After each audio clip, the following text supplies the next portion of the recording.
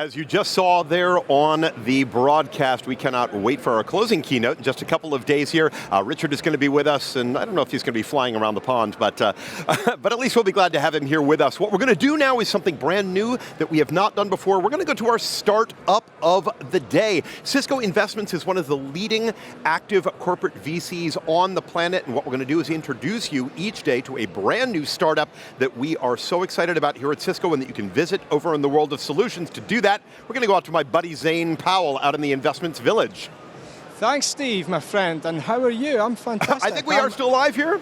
Is that right? Yeah. We are still live. My apologies. Yeah, we're live. We're out here at the Investment Village, and I'm here. You know what? I can't hear you at all. I think you are talking to me, but I can't hear you at all in my ear. My apologies. You can't hear me. That's fine, Steve. Not a problem. Not a problem. So we're out here at the Investment Village, and this place is full of innovation. It's all about startups, and I'm super excited to bring our first startup of this series. I'm here with Mark Fieldhouse, who's from NS1. Mark, can you introduce yourself? Hey, yeah, sure. So Mark Fieldhouse, I'm the General Manager for NS1 in EMEA.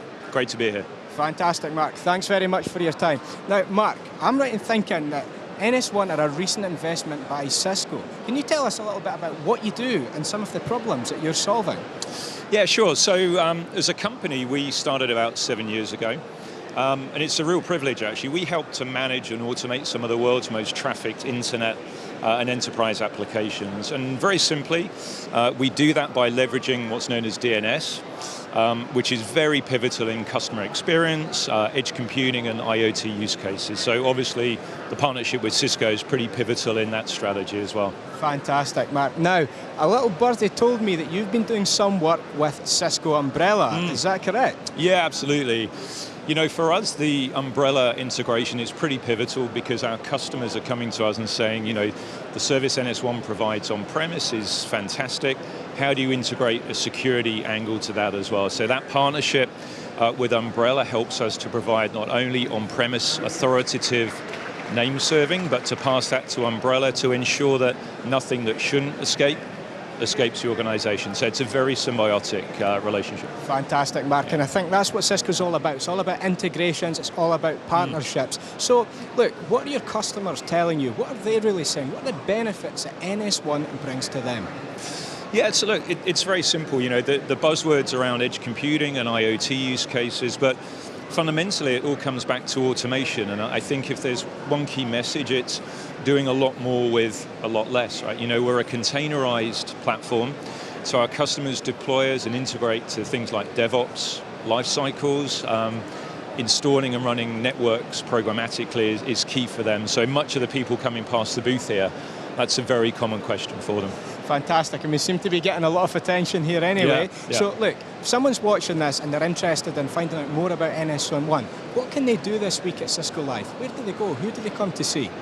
Yeah, so there's a couple of things. You can go to my colleagues at the Umbrella booth, but importantly, come and see me at the NS1 booth. And if you've got use cases you want to discuss, if it's edge computing, IoT, data centers, cloud, by all means, my team would be happy to facilitate that. Fantastic. Now, you told me earlier, we actually had a chance to speak earlier, and you told me that you did a presentation yesterday. So it'd be great just to hear, how did that go? What was the reception that you got at it? Yeah, it's amazing. You know, I did a presentation on edge computing, looking at some of the significant industries like streaming and gaming, and how you help facilitate probably some of the lowest tolerance users that you have in the industry. So yeah, some great questions, really good audience. Yeah, fantastic opportunity. Fantastic, Mark. Listen, thanks for your time. Hey, you're welcome. Really, thank you. Yeah, really exciting stuff, and I'm excited to hear what. Yeah, and I look forward to seeing everybody at the booth. Now we're going to throw it back into the studio where Steve is waiting on us. Thank you so much, my friend. I appreciate it, and I'm so sorry I abandoned you in the first part of the conversation, but now I hear you loud and clear. You're looking spectacular. Energy is superb. Steve, I'll only forgive you because you gave me that hacker bear earlier on. That's the only reason I'll let you off, okay? I did. I brought him an App Dynamics bear for those of you who weren't tuned in at the time. Thanks, my friend. I appreciate it. I am really excited for what we're going to do in the next few minutes here in the live studio, because I've got the human being who is really responsible for all of us being here at the show. I'm sorry to lay all of that on you, but it's just the reality. Wendy Mars is here with us, president of Cisco EMEA. Welcome, and first up, congratulations. Thank you. Isn't it fantastic? It is. You know, right away, right out of the gate this morning at the keynote, you took to the stage and there was a very different feel for the show. It felt very personal. It felt very engaged. It felt invested. And you kicked off with a couple of things that I loved, that all of this, we can build the greatest capabilities in the world, and we do, but it comes down to trust and it comes down to integrity, making that reach out, and I think you really embody that. And I think also one of the things that's so important is our people. And people here, if we look at this event, we have 18,000, which is the biggest ever. It's amazing. We're incredibly proud of that. And the teams here are not only in making this event happen, but all of our customers and partners who come and invest and work with us, we're incredibly proud. Without them, it wouldn't happen. Without them, it wouldn't happen. It's interesting, we just had Michael Jenkins here in the studio. You were sitting out and watching, and he came to that as well. As one of our customers on the CISO side, who we pay such close attention to, he talked about Cisco being a friendly support, something that he could really trust and get behind, because we got behind him. It's that commitment, right? Yes, and I think also it's, people will buy from people, and you need to feel as though you will be with that, with that relationship through the good times and the challenging times, and work together, and that's very much part of our DNA as an organization, and that our customers appreciate that. I love it, and I can feel it coming off of you. It's very sincere. Talk to us about getting this event together. This is your first time running this particular event, of having this under your leadership. What was the experience like? The teams that actually set this up are incredible. They're the best in the industry, and I arrived here actually on Sunday. You didn't get here till Sunday? Yeah, I got here Sunday, and we looked at this. It's confidence in your teams. Sure, absolutely. Got here Sunday and saw the setup, which clearly had started. But the speed at which all of the event is deployed is amazing. And the big part here, of course, for us is the interaction that people can have in the solutions area, in the world of solutions, in the hub, but also some of the giving back activities, the building the bicycle and all of those things, which are amazing as well. Absolutely, that corporate social responsibility is such a big part of who we are. I was out there talking to Geeta earlier at the front of the park, and I said, so much of what makes this really tick is who Cisco is at our core. It's the heart. We can talk about technology all day long, but it's why we do what we do, right? It's the old Simon Sinek idea. People don't necessarily remember what you tell them, they remember how you make them feel. Exactly. And I think that's very important for you, isn't it? Yes, it is. And it's very important for me personally, for us as an organization, and to be able to make sure that you can connect, and then you can do more together, when you're able to really connect from a value standpoint, because that's what people are looking for now, more than just great solutions, great innovation, giving back to the business and the business value to outcomes, but also, really getting into some of those, that value-based connection as well for the company. Now that you're in this leadership position, where would you like to see this particular event go from here? What would you like to see us do over the next 2 or 3 years? Well, so I'm not going to tell you where it's going to go next year, because we are in a different location. Well, we're not going to worry about location. Which we will reveal on Thursday in the closing. But, I think for us, it's all about, if we look at, we have the IT manager track that's running. We have 1,000 people that have joined that track. It's capped at 1,000, so that's continued to grow, which is amazing. We have all of the different dev network, all the certifications that are happening as well, and the evolution there. So we will continue to build on all of that capability. And in addition, if we look at the ecosystem and the partnerships more broadly, all of that makes, what we do even more impactful, because we can drive the scale, through that capability and relevance as well. It's fantastic. Once again, I want to congratulate you for all of this. None of this is happening without you, and I'm just going to say that flat out, whether you believe it or not. It's not happening without strong leadership. I appreciate it. I want you to stay with me right now, because we're going to thank you for being here in the studio, but we're going to see you in just a couple of seconds here, because we are going to roll to a highlights video from this morning's keynote, which was in fact kicked off by our very own Wendy Mars. Enjoy this tape, and we will see you back here live in the studio as soon as that's finished. Here we go.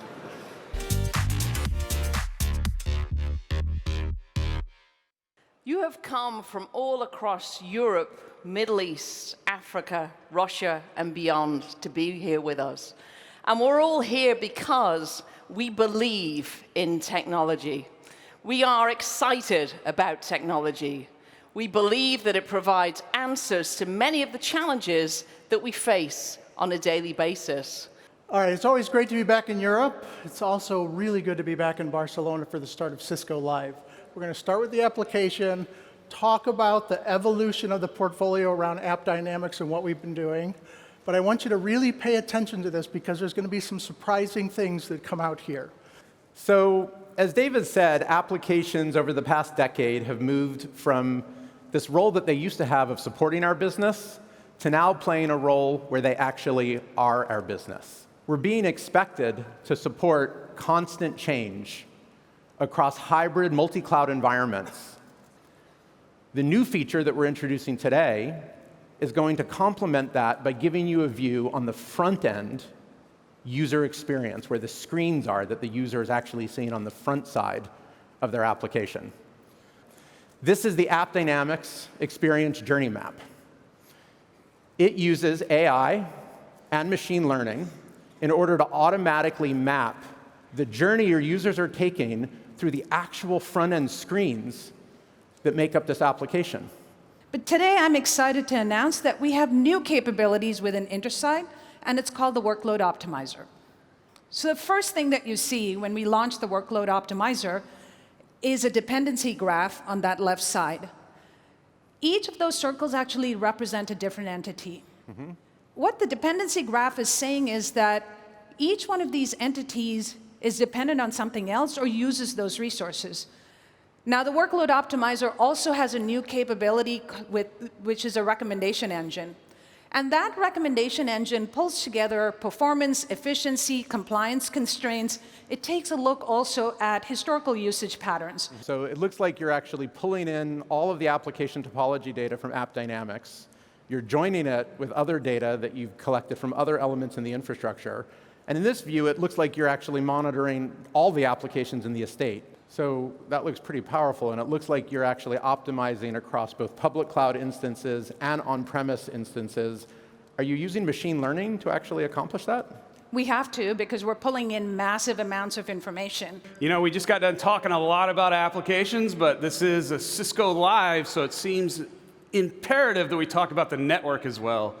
And there's no bigger change in the network right now than the move from SDN, software-defined networking, to intent-based networking. And really, when we break this down about what is so different about intent-based networking, it's about the idea that you're going to use English language policy and use a network-wide fabric to program the network. And the goal here, at the end of the day, is for you that are operating these complex networks, these global networks, to simplify things, but starting to think about how you actually are going to use SD-WAN to automate your on-ramp to the cloud. And what we're going to do to interconnect it with your SaaS services, your IaaS services, your colo services, so that your SD-WAN fabric now extends into the cloud itself. So to give you some idea about how we do this, when you think about Office 365, it's a suite of applications. We've integrated with the APIs directly from our centralized SD-WAN console so that we dynamically and automatically optimize those connections for all your users. And what it means for your users is they're going to get up to a 40% performance improvement when they use Office 365, with Cisco SD-WAN. And so this ability to synthesize all this data and get you to the root cause fast is critical. And sometimes you're going to start from the app layer, sometimes you're going to start from the compute layer, and sometimes you're going to start from the network layer. And this is where Cisco Data Center Network Insights comes in. It's a brand new solution that actually integrates directly inside of your existing products, ACI, DCNM, and for your data center, and allows you to actually use those tools to get to root cause. And we can do things that nobody else can do. We can actually not only bring out all the stats and the data that we know from your Nexus switches, but we can also combine that with flow data, because our cloud scale ASICs produce the richest set of flow data of any ASICs on the market. This is something uniquely that Cisco can do. It's available now, and it's available integrated inside of ACI and DCNM. So what we did is we wanted to go and focus on the key elements, the seminal technology that actually will help you transform and build that next version of the internet. We focused on three key things. One is specifically around silicon, optics, software, and how those all come together in systems. Cisco Crosswork Network Insights, which helps you understand if any of your BGP routes have been hijacked anywhere in the world. We have real-time data on over 300 million BGP routes globally, and we can notify you within seconds if anyone accidentally or maliciously has tried to take control of your routes anywhere in the world. So what we've done is we've created a cloud service where you can upload your configuration, you can select what hardware platform you have and what version of code you want to test on. And using machine learning, we actually dynamically build a test plan for you. All right, now if you take the silicon, you take the optics, you take the software, you need to be able to put that together in market-leading systems. And what we have now is an entirely new platform called the Cisco 8000 family that in a single RU, you can have 10.8 terabits per second in a single routed device. And you can have a grand total of 260 terabits in a single platform. This is going to enable the next version of the internet with all of these great architectural foundations coming together. For too long, Microsoft has been an or. Microsoft or Cisco. Now it's an and. Cisco and Microsoft. Now, no session of ours is complete if we haven't shown you one of our brilliant devices. I've got a few up my sleeve today, and I plan to show you at least two of them. So the very first one, announcing the Instant Office, the WebEx Desk Probe. Alas, the wait is over for the first time in Europe. Announcing the new WebEx Room Panorama, everyone. So now our customers are asking, help me automate my infrastructure. Help me automate, automate, automate. And help me use it. Help me use my infrastructure to solve my business problems. And I'm really pleased today to announce that we're reimagining our flagship services product, the Business Critical Services 3.0. And for the first time ever, this will be brought to market with our partners, and it will be scaled through our partners. And what we've been doing is really working to help you continue to build the teams that you need to grow your business. So we've always known that you're the heroes of IT. So please join with us, and we'll help you make the heroes of your digital transformation. Thank you.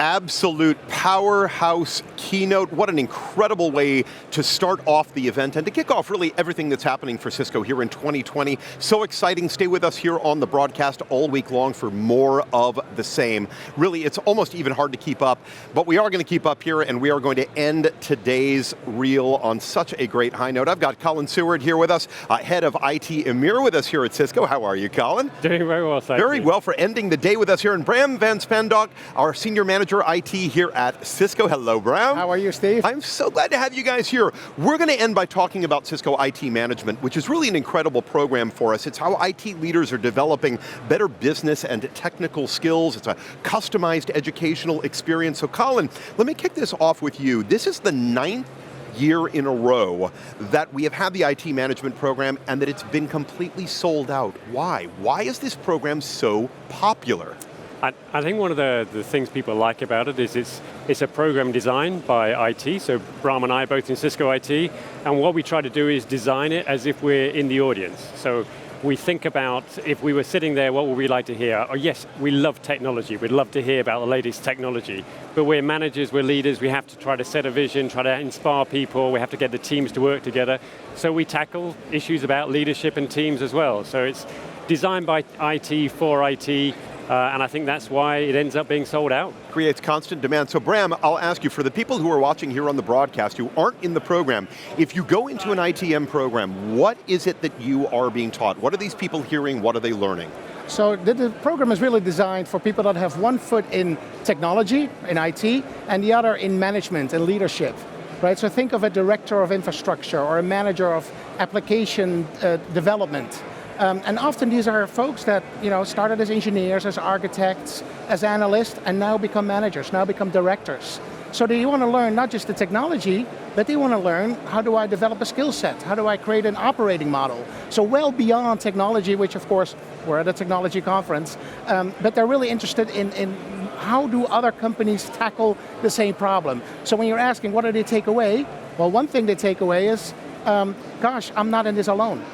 These are peers that have the same problem. We try to keep it real. So with the speakers we get on stage, we pull a lot of people from Cisco IT as well as from the BUs and the various different product teams.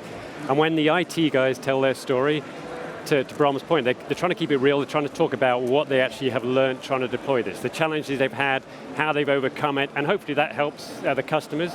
And in the breaks, we then go out, we talk to the customers, and we learn from them. They've done some innovative things, and hopefully they learn from each other as well. So we're trying to get this community all working together, learning from each other. And it proves value in so many different directions. You're proving value for their organizations. They become more valuable to the organizations themselves. It's a win-win situation, right, Bram? That's right. I mean, if you can say like, hey, I spoke with this person that has a similar role in banking or in healthcare or in finance, having the same challenges, that's what that builds credibility. Right, and we are peers in the industry, so having that peer-to-peer networking, when we do the surveys, that's what people, they value the most, is to be able to talk with peers and say like, oh, I approach it this way, and coming up with some other examples in addressing these challenges that clearly we all have.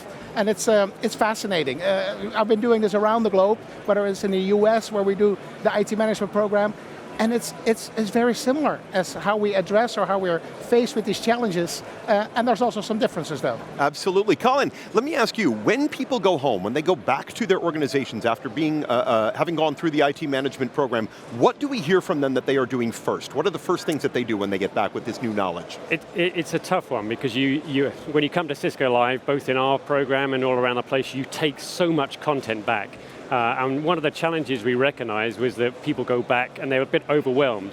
So this year, for the first time, we're doing some workshops as well. So they get to hear on the stage some of the high-level messages, they get the top tips and so forth.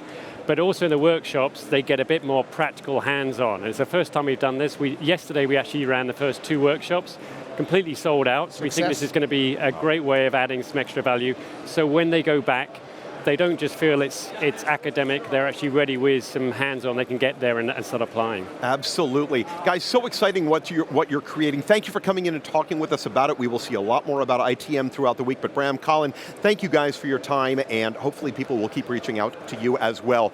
Guys, we are coming down to the very end of the program. Remember, throughout the week, do not miss a minute of it. If you do accidentally, that's okay. We've got you covered out there on, all the videos are going to be posted out to the YouTube site. You can check them all out. Be with us all day tomorrow. Keep hitting us at #CLEUR. We're going to look forward to seeing you tomorrow. Steve Moulter on behalf of everybody, have a good night.